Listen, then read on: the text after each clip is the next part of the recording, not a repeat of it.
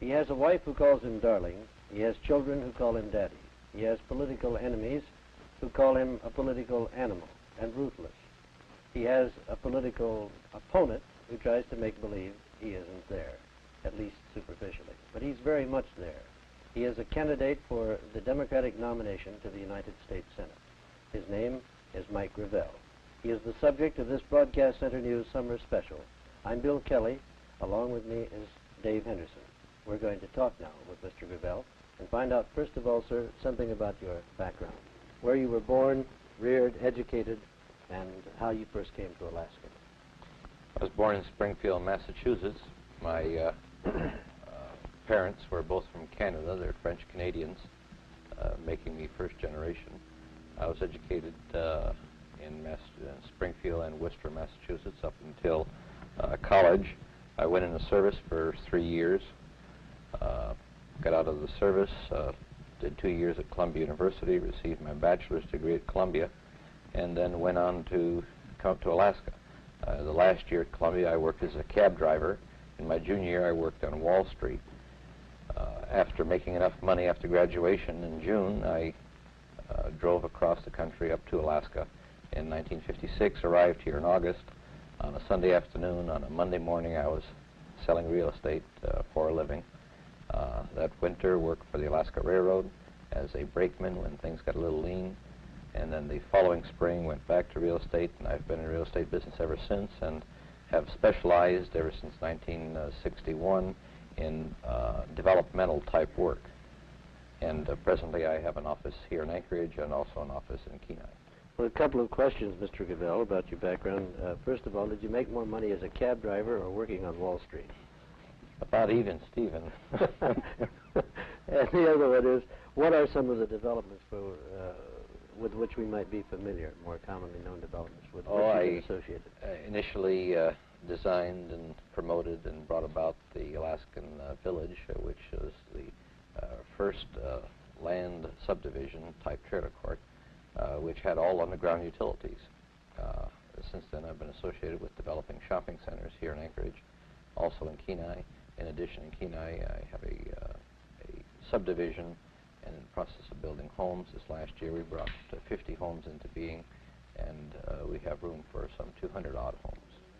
In a moment, Dave Henderson is going to stab you in the heart with some pointed questions, but I'd like to ask you a pretty innocent one here. How did you get from real estate into Alaskan politics? When? And not so much Alaskan politics, Bill. I've been interested in politics ever since I was a 12-year-old boy. And regardless of where I've lived, I've managed to get involved in politics. When I was going to Columbia University, I got involved in politics in my own hometown. Where I went to prep school, I was involved in politics. I just think it's a very important endeavor in life. I enjoy government. I think that a person who takes an interest in government can influence not only the immediate surroundings, but also society, the society he lives in. And this has been pretty much my outlook on it. I enjoy business. I enjoy the type of business I'm in, which is quite creative. But I think that also government life can be quite creative, too. I think perhaps you misunderstood my question. I'm curious, first of all, to know when you first became involved in Alaskan politics. Politics. I ran for office for the city council in 1959, I believe.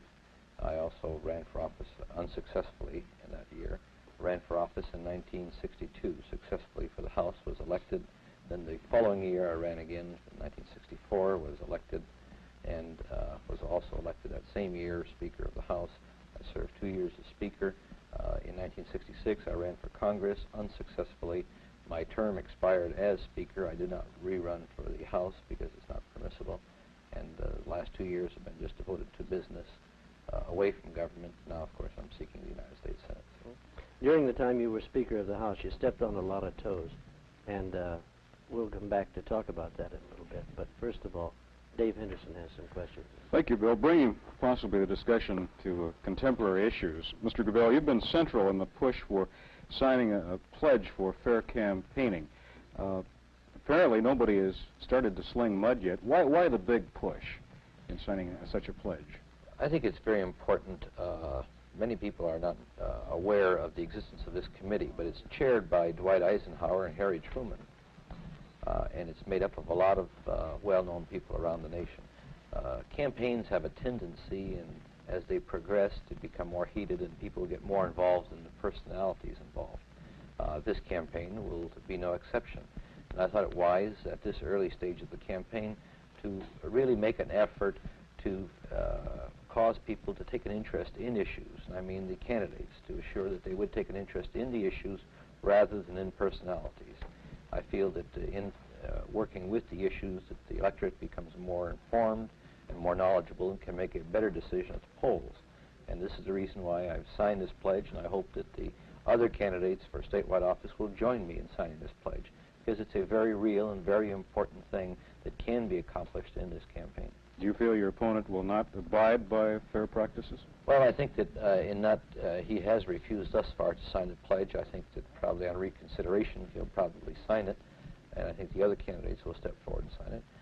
I would say that when a person signs a pledge, it's like taking an oath or an affidavit, that a person says that I will not deal in personalities, I'll deal with the issues.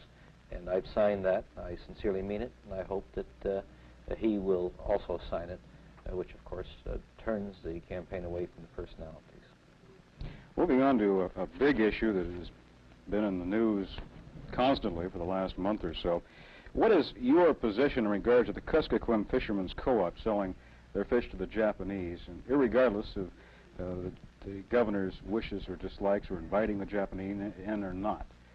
Do you believe this should come about, or how do you feel? I think the fishermen's co-op on the Kuskokwim should have the power to sell their fish to anybody they desire for the highest price they can get, whether it be the Japanese or whether it be Americans. I think that this is their right. Certainly I have the right to sell real estate to anybody who wants to buy it and sell it at the highest price. And I see no reason why the fishermen on the Kuskokwim should not be permitted to do the same thing. And I might add that the Kuskokwim area is a new fishery, and we are requiring presently, through the economic problems involved, a greater amount of sophistication than is required in the balance of our state fishery. A fisherman in the state of Alaska, anywhere else, he puts the fish on his boat and sells it, either to a cannery, to a barge, or what have you, but he has no further responsibility to it. What is required by the economics of the Kuskokwim situation is that the native must, through his own devices, transport the fish and then turn around and semi-process it. And this just is more demanding than is necessary.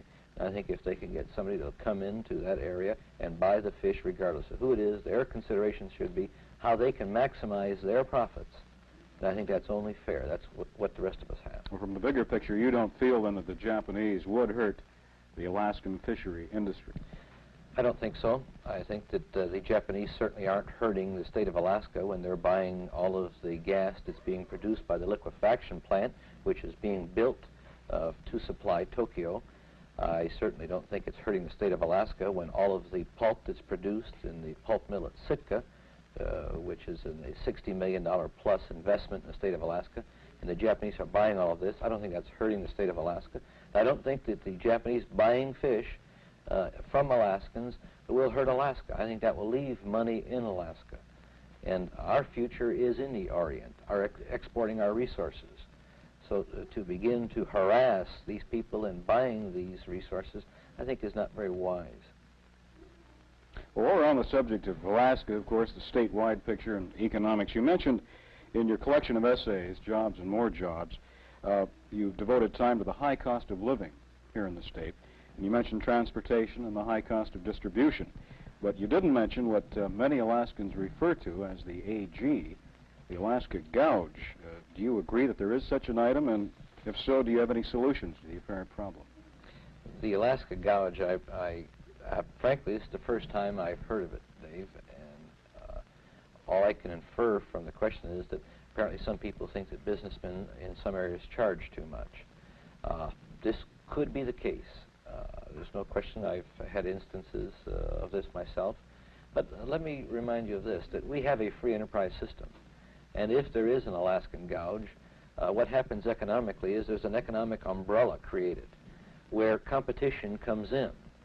And if the people are making so much money then eventually somebody will come in and compete with them. And I know instances where this has occurred. And if there is a gouge, I think that the normal free enterprise system will correct it.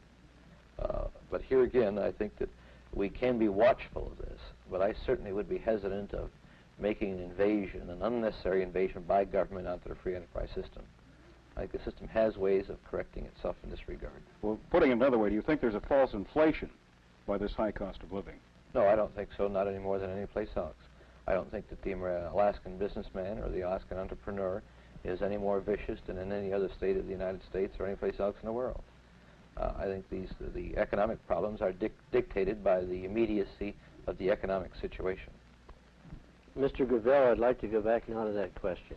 You know, and I know, that when you were Speaker of the House, you were a very active speaker, and you did not hesitate to wield the gavel, and if it fell on the head of someone in your own party, in some cases, well, that was the way the cookie crumbled, or the skull, as the case may be. As a result, there are those in the Democratic Party who feel very strongly about Mr. Gravel. They say you're a political animal, that you're ruthless. How do you answer these charges? Bill, it may surprise you, but I don't think I'm ruthless, and I know my wife doesn't think I'm ruthless. This thing probably got created during the battle for the regional high school system. A speaker has a choice of being a person who just sits up there and arbitrates over problems. I felt that the office should be used for a purpose, to foster proper and good legislation. In addition to, let's say, handling all of the executive functions that the speakership holds, I also used the full force of the office to bring about a $5 million bond issue, actually a total of $7,200,000, a bond issue for a regional high school program. This was done in 45 days. I can frankly say that it took some effort to do this. I felt real strongly about the problem, and I still do. I think that there's a good segment of our population that does not get a high school education because it's not available to them, and just recently I got a letter from a mother who was saying that her boy had been turned away from, and therefore his life seems to be closed out. I felt strongly about it. I pushed hard for it. It was done. It's presently in a process of being implemented. I think the effort was worth it, and if I did, let's say, hurt some people's feelings, if I did push too hard and made it uncomfortable for them for a period of time, and they dislike me for it now, all I can say is that's the price I pay for being in public life. But also I think the price is well worth it when you measure it in what will happen to many of the children of this state. What about those critics who would say that you were out on a sort of a cutthroat campaign against Ralph Rivers last time for the House?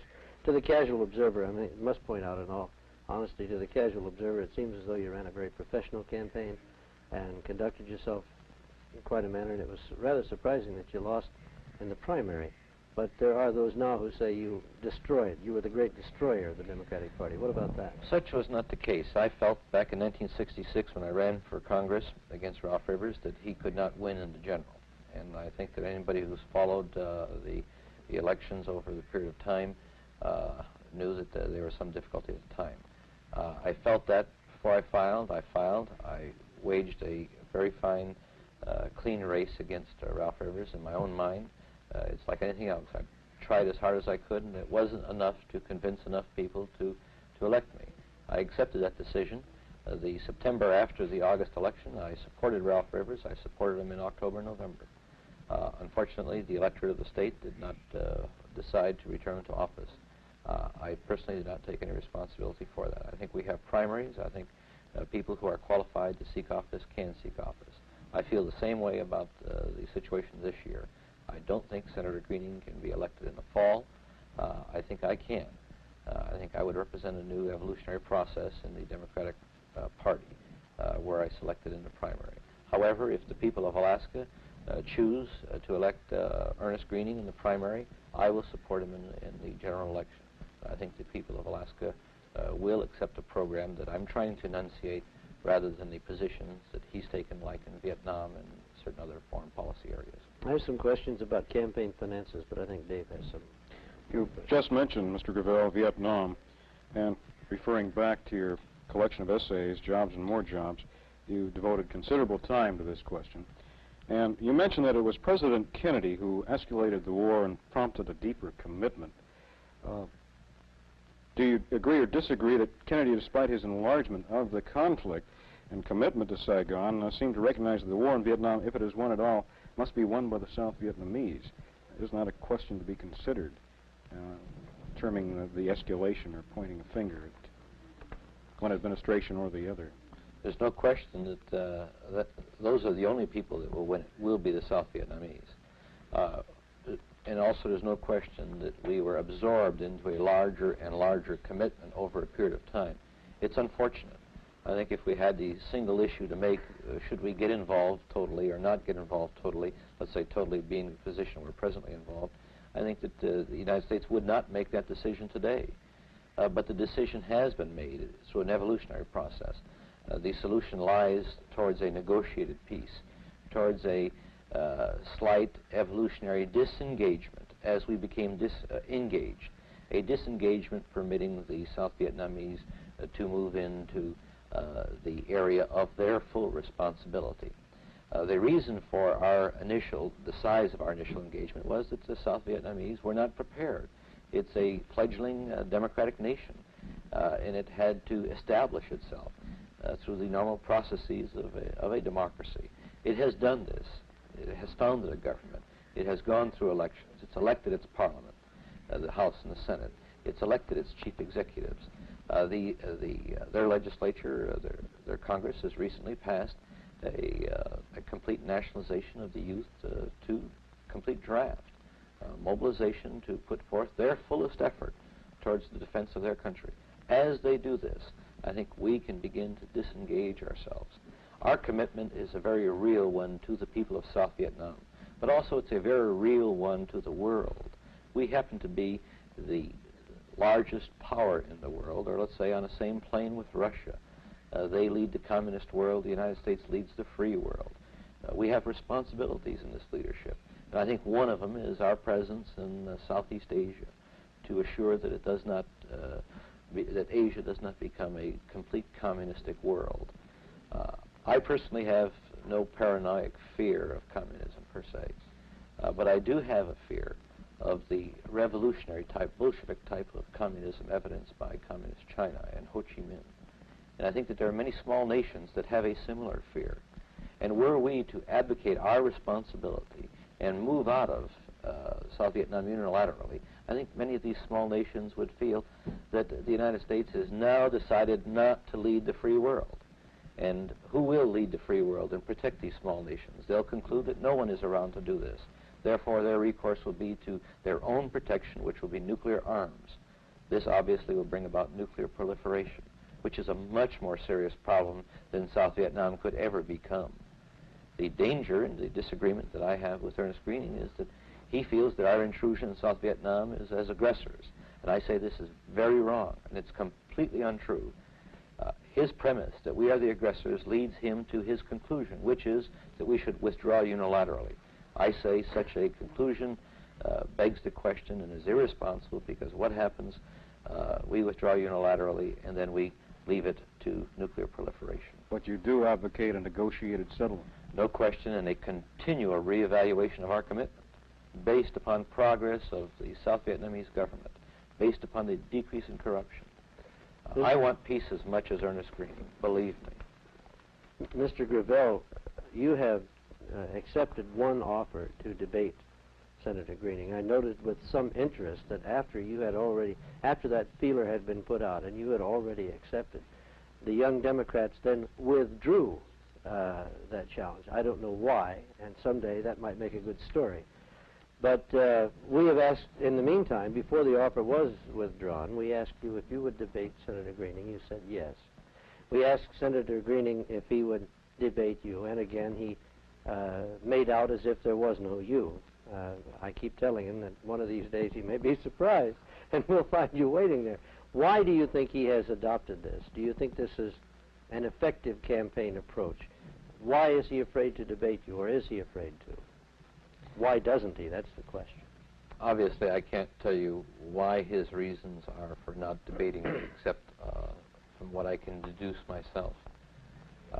I think in his not wanting to debate or not wanting to stand up and talk of issues before the people of this state, I think he's performing a disservice to the electorate. It's unfortunate because the people will go to the polls and vote based upon what they know about a candidate. And having car-top signs and having bumper stickers, in my mind, is not sufficient knowledge to base a decision upon. And thus far, that's been the thrust of the campaign. And I think that the campaign should take a note of a mutual discussion of issues, a mutual debate, where he can say, well, Mike, I disagree with you. I think we should get out of Vietnam unilaterally. I think we are wrong there. Then I could come back and give my reasoning, and the people could see this reasoning head on. And then they could make a decision as to what person they want to be the next United States Senator. This, I feel, would be proper. He chooses not to do this. I think he'll be answerable to the people of the state in this decision. I might add that he has been ignoring me, and this doesn't bother me at all, because I think as long as this happens, we stay away from personalities, and this is very important. But back in April, before I was a candidate, he chose not to ignore me and challenged me to swim Cook Inlet or to climb Mount McKinley. Yes, he did that on Broadcast Center News, as a matter of fact. Well, that's well and good, and I think that all campaigns should have a little bit of humor or levity. But it is serious business that we're talking about. We're talking about the next 6 years in the United States Senate, the most exclusive club in the world, and the board of directors of this nation. And I don't think we can brush it off with sarcasm nor with levity. I think that the people will want to know what these individuals who offer themselves for office stand for.